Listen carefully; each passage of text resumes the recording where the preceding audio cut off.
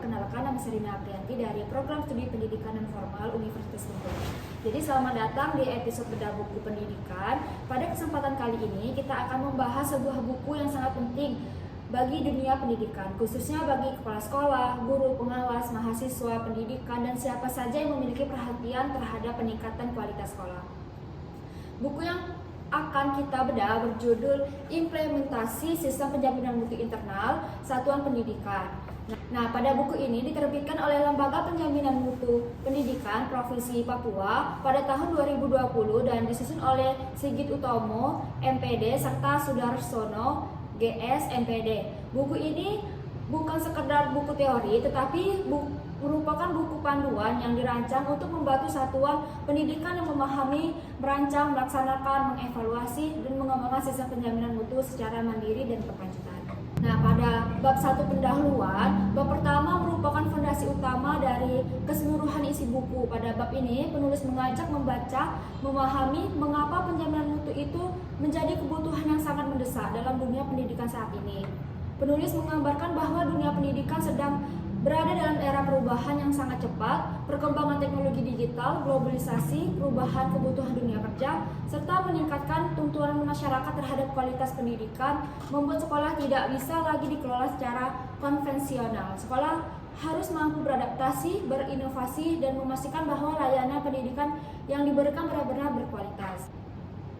Salah satu yang menarik dari bab ini adalah penjelasan bahwa penjaminan mutu hanya berbasis data, artinya sekolah tidak boleh mengambil keputusan hanya berdasarkan pikiran atau kebiasaan lama. Semua program pengembangan sekolah harus didasarkan pada kondisi nyata yang ditemukan melalui pemetaan buku. Pada bab 2 merupakan inti konseptual dari buku ini. Pada bagian ini, penulis menjelaskan apa yang dimaksud dengan mutu pendidikan dan bagaimana sekolah dapat menjamin mutu tersebut. Penulis menegaskan bahwa mutu pendidikan di Indonesia mengacu pada 8 standar nasional pendidikan. Dengan standar ini menjadi tolak ukur semua keberhasilan sekolah dalam memberikan layanan pendidikan. Standar tersebut meliputi yang pertama itu standar kompetensi lulusan, yang kedua standar isi, yang ketiga standar proses, yang keempat standar penilaian, yang kelima standar pendidik dan tenaga kependidikan, yang keenam standar sarana dan prasarana, yang ketujuh standar pengelolaan, dan terakhir standar pembiayaan. Bab 3, pelaksanaan sistem penjaminan mutu internal. Bab 3, mengubah teori menjadi praktik. Penulis menjelaskan bahwa langkah pertama dalam implementasi mutu bukan membuat dokumen, melainkan membangun kesadaran. Sekolah harus memiliki budaya mutu. Budaya mutu berarti semua warga sekolah memiliki pola pikir bahwa setiap pekerjaan harus dilakukan dengan kualitas terbaik. Penulis menegaskan bahwa budaya mutu tidak bisa muncul secara instan, dibutuhkan. Yang pertama itu komitmen atau pemimpin, yang kedua konsistensi pelaksanaan, yang ketiga keteladanan, dan keempat pengawasan berkelanjutan. Tim Penjaminan Mutu Pendidikan Sekolah atau TPMPS. Bab ini juga menjelaskan pembentukan TPMPS. Jadi TPMPS memiliki tugas besar seperti mengkoordinasikan kegiatan mutu, mengumpulkan data, menganalisis rapor mutu, menyusun rekomendasi, mengawal pelaksanaan program, dan melakukan evaluasi.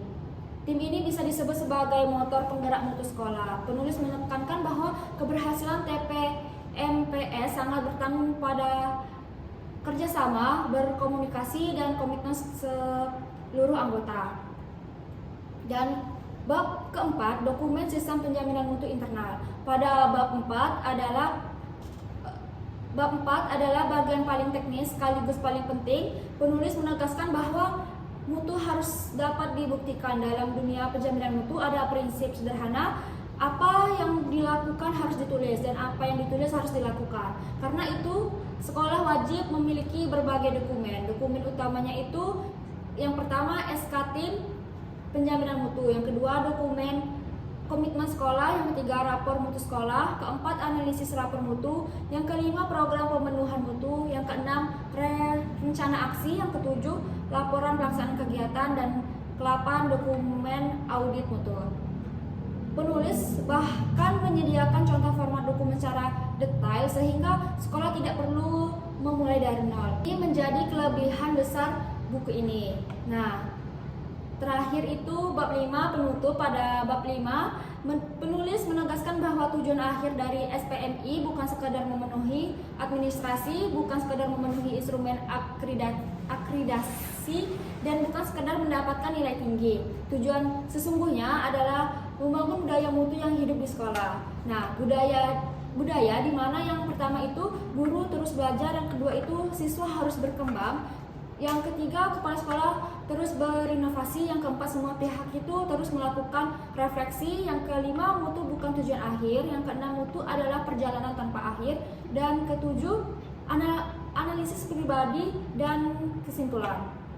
Jadi secara keseluruhan implementasi sistem penjaminan mutu internal satuan pendidikan adalah buku yang sangat kuat secara konsep, regulasi, dan praktik. Nah, buku ini mengajarkan satu pesan penting. Sekolah unggul bukan sekolah yang sempurna sejak awal, tetapi sekolah yang berani mengevaluasi diri, belajar dari kekurangan, dan terus memperbaiki kualitas secara konsisten. Oke, mungkin baiklah itu saja yang dapat saya sampaikan pada bedah buku kali ini. Terima kasih semuanya. Bye-bye.